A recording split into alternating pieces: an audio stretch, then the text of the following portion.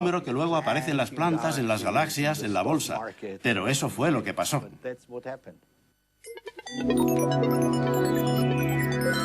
Existe un número que rige tanto la disposición de los pétalos de la rosa como las dimensiones de las obras de Le Corbusier, que se esconde entre las partituras de Debussy y tras la Mona Lisa de Leonardo da Vinci, que define la dinámica de los agujeros negros y la estructura microscópica de algunos cristales. Si quiere saber qué número es, siga las siguientes instrucciones, son muy sencillas.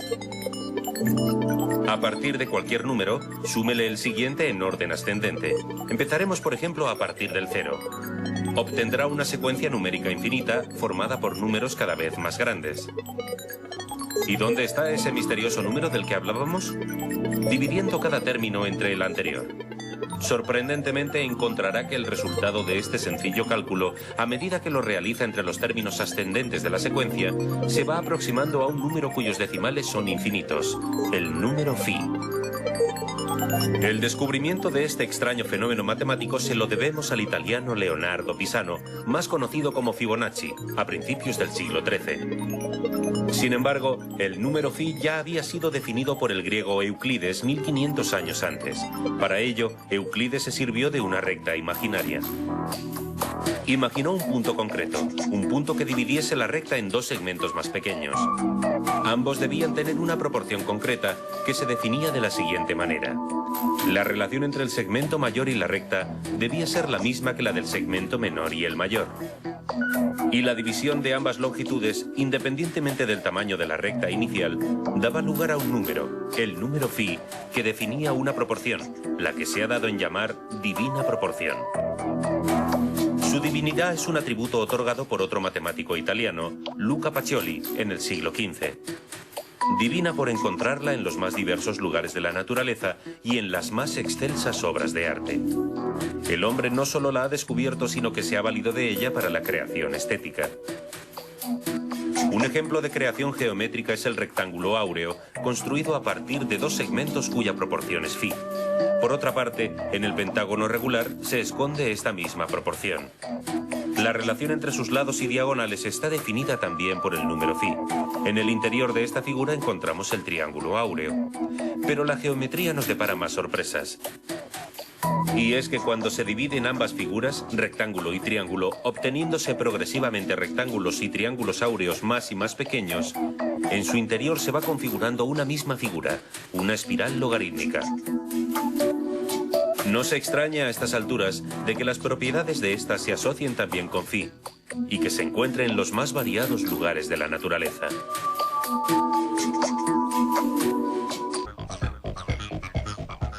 La secuencia de Fibonacci no es solo un fenómeno matemático curioso con el que sorprender a sus amistades. La relación entre números que establece se encuentra a nuestro alrededor de manera natural. En un problema de cría de conejos, por ejemplo.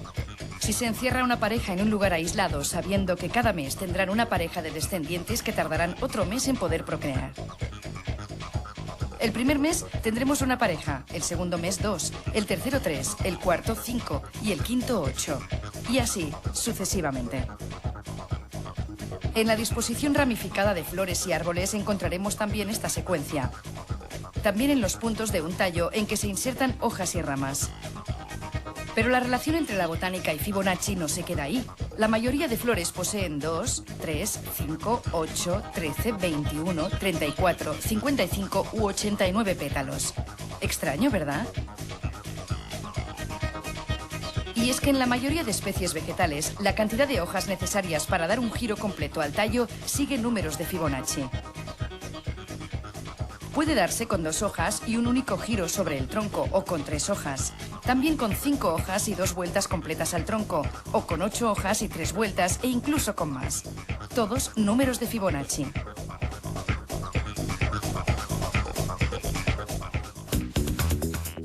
Lo mismo ocurre en la semilla de muchas plantas. El ángulo que separa a cada uno de los brotes consecutivos que surgen de ella es el resultado de la división de un círculo completo, 360 grados entre phi. De esta manera, la planta se asegura que a medida que el tallo crece, las ramas no crecerán una sobre la otra, sino que cada una alcanza una disposición diferente, aprovechándose mejor la luz del sol. En el corazón de muchas flores, como las margaritas o los girasoles, también podemos ver, si nos fijamos con atención, espirales cuyo número, en ambos sentidos, se corresponde con números de Fibonacci correlativos. Naturalmente, las espirales son de tipo logarítmico. Con esta disposición se consigue aprovechar el espacio horizontal más eficientemente. Y es que este tipo de espiral, surgida también del mundo de Phi, es muy frecuente en la naturaleza, desde los microorganismos más diminutos hasta las galaxias más lejanas. Moluscos, conchas, cuernos de carneros y colmillos de elefantes, huracanes, remolinos y fósiles se configuran así. Incluso el vuelo de los halcones sigue su silueta, ya que asegura un mismo ángulo de visión mientras el pájaro se acerca a la presa. Sin embargo, aquí no acaban las coincidencias. En los últimos años se ha descubierto un nuevo tipo de cristales, formados por figuras tridimensionales que también mantienen la proporción divina en su geometría, dando lugar de nuevo a un empaquetamiento muy estable en el espacio. Y por último, un nuevo descubrimiento que todavía está por resolver. Y es que un agujero negro pasa de calentarse a enfriarse cuando el cuadrado de su masa dividido entre el cuadrado de la velocidad con que rota dan como resultado Phi. ¿Casualidad o motivo oculto? De momento, resulta un misterio.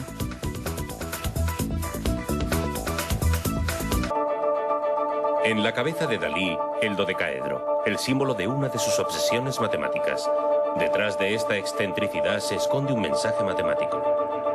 Realmente entiendo que lo que nos quería dejar claro y manifiesto es que él entendía que el universo se estaba representando en la pintura mediante un dodecaedro de manera habitual y sistemática, y en el dodecaedro estaba implícita la divina proporción, el número de oro. Dalí abandona el surrealismo en los años 40. Crea un nuevo estilo, el misticismo nuclear, en el que unirá religión y ciencia. Las matemáticas tendrán un importante papel en su nueva etapa. Creo en Dios, pero no tengo la fe. Por las matemáticas y por las ciencias particulares, sé que es indiscutible que Dios tiene que existir, pero no me lo... Parte de esa fe se la darán las proporciones divinas del número de oro, Phi. El número Phi es realmente sorprendente. No sabemos la razón por la cual todos los seres vivos crecemos con este sistema de proporciones. Esa singularidad que hace que no sepamos realmente qué es, pero que realmente está en todas partes, sigue teniendo ese carácter místico divino. De ahí que aparezca como divina proporción. Y probablemente por eso Dalí hace esta afirmación. Por eso yo ahora, que voy siempre a contrapelo de mi época, estoy buscando el arquetipo vitruniano, que después lo pasó a Lucas Pacioli, de la Divina Proporción. La obra de Pacioli, el autor renacentista que escribió el Tratado de la Divina Proporción, le apasiona, pero quien realmente le enseña a aplicar el número de oro es un matemático rumano, Matila Jica. Salvador Dalí conoce en Estados Unidos, en una de sus estancias en los años 40 del siglo XX, conoce a un matemático rumano llamado Matila Jica. Además de matemático, era filósofo, y este personaje fue el que retomó la obra que se había perdido a lo largo de la historia de Luca Pacioli sobre la Divina Proporción. En Estados Unidos pintará el primer cuadro en el que aplica la Divina Proporción. Utilizará la división en rectángulos áureos y trazará la espiral de Durero. Así surge la semitaza volante con anexo inexplicable de 5 metros de longitud. El matemático Jica le enseña más formas para representar el número de oro. Una de ellas es la estrella pentagonal, el símbolo de los pitagóricos, una figura geométrica en la que el número de oro tiene gran presencia. Por ejemplo, la relación entre la diagonal del pentágono y su lado es el número de oro. Los segmentos AB y BC dan también el número de oro. Entre BD y DE también existe la divina proporción. El cálculo puede ser infinito. Así pues, la figura más divina es la que Dalí escoge para representar a su propia divinidad, a Gala. En la parte inferior del cuadro, Dalí deja constancia de su intención anotando los cálculos de Phi.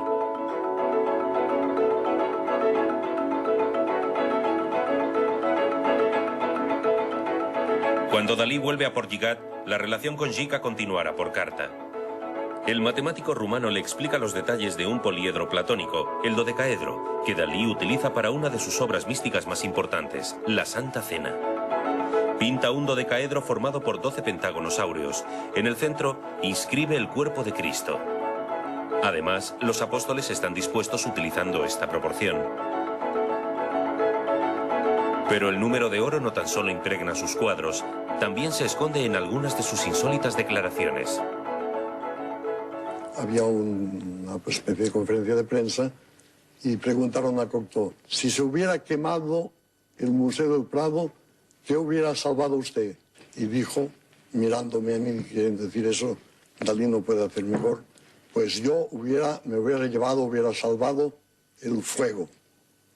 Y entonces yo, como que soy un poco teatral, hice ver que reflexionaba un poco, que yo lo tenía pensado, y dije, pues Dalí se llevaría nada menos que el aire, y específicamente el aire contenido en las meninas de Velázquez, que es el aire de mejor calidad que existe.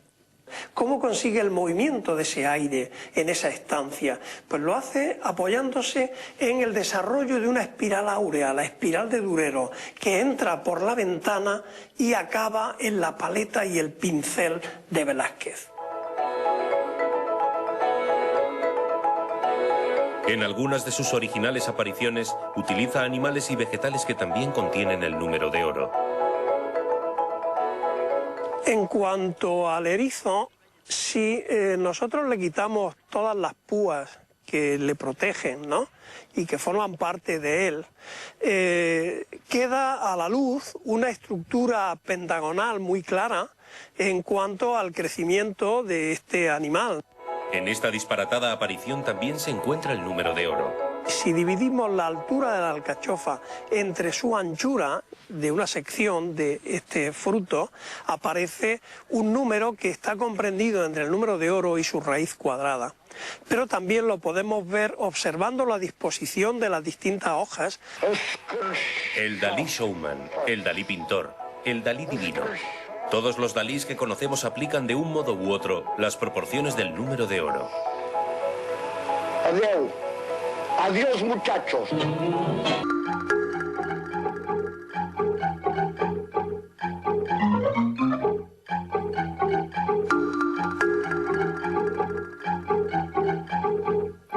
Con la aparición de la fotografía y el cine hace más de 100 años, el hombre por primera vez en su historia puede capturar la realidad tal como es.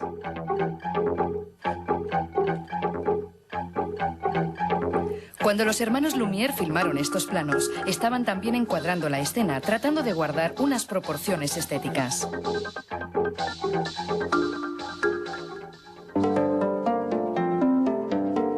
El cine y la fotografía están íntimamente relacionadas con las proporciones. Las fotografías que hacemos están enmarcadas en un rectángulo de proporciones precisas. La pantalla de nuestro televisor y la proyección en una sala de cine tienen unas dimensiones que no son fruto de la casualidad. ¿Pero tendrán alguna relación con la proporción áurea?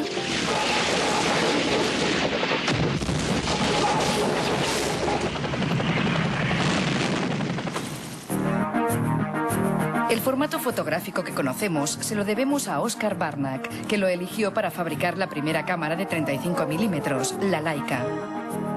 El negativo de proporción 3:2 o 24:36 nos ha acompañado desde entonces y tal vez su similitud con la razón áurea sea algo más que una casualidad. La relación 1:5:1 de la foto de 35 milímetros está muy cerca del 1:62 de la proporción divina. Henri Cartier-Bresson, uno de los más importantes fotógrafos del siglo XX, nunca retocó sus fotografías.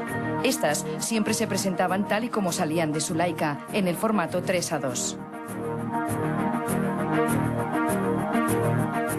Su formación como pintor fue decisiva a la hora de encuadrar y componer sus imágenes, centrándose en una geometría concreta, la que da el negativo de 35 milímetros. Y así podemos encontrar la proporción áurea en varias de sus instantáneas. Lo sorprendente es que Cartier-Bresson no las creaba como lo hace un pintor, sino que debía encontrarlas en la impredecible vida diaria.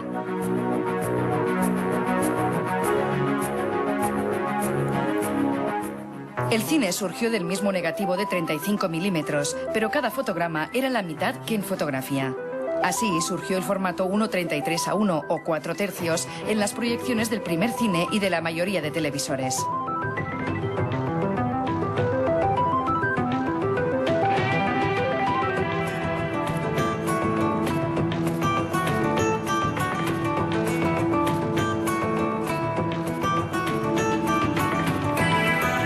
Pero con el tiempo, poco a poco, las pantallas de cine se han ido ensanchando. Y en cierta manera es lógico, ya que la situación de nuestros ojos en un plano horizontal hace que tendamos a una visión panorámica de las cosas. Formatos superpanorámicos como el CinemaScope nacieron para resaltar la espectacularidad de las escenas en las grandes salas de cine. Y en los últimos años se ha ido imponiendo el 1:85:1 bajo la influencia de la Academia de Hollywood. Sin embargo, el formato cinematográfico que más se acerca a la razón áurea es el 1:66:1, muy utilizado en el cine europeo de las últimas décadas.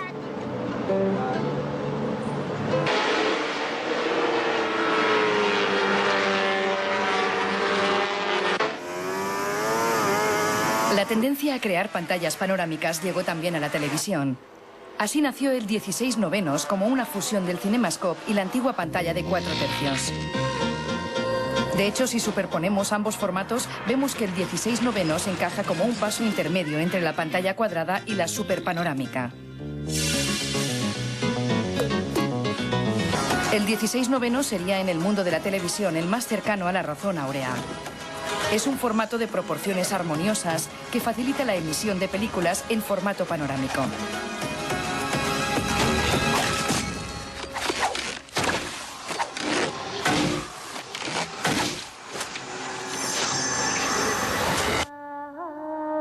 En redes lo utilizamos recortando la imagen con dos franjas.